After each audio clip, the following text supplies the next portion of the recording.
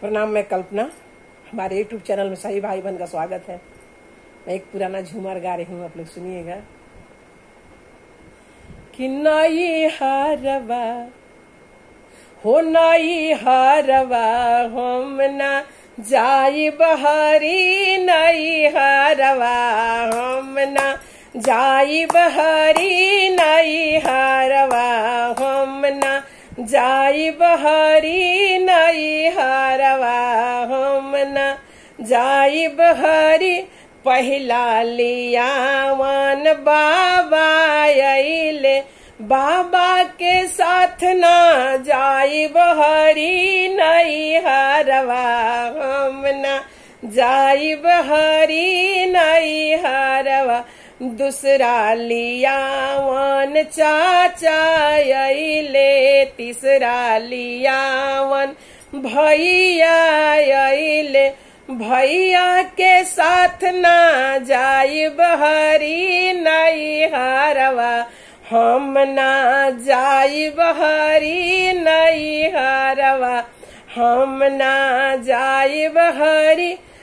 चौथा लियावन पापा अइले, चौथा लियावन पापा अइले, पापा के साथ ना जाई बहरी, नई हारवा हम ना जाई बहरी, नई हारवा हम ना जाई बहरी। सबके लियावन धनी बार बार फेरली, सबके लियावन धनी बार बार फेरली।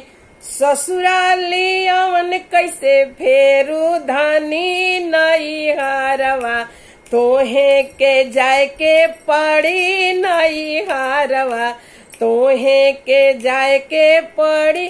जब हो बालम विदा करबा, जब हो बालम विदा करबा, डोलिया के पीछे लागल अइह हरी, नई हारवा हम ना रहब हरी, नई हारवा हम ना रहब हरी।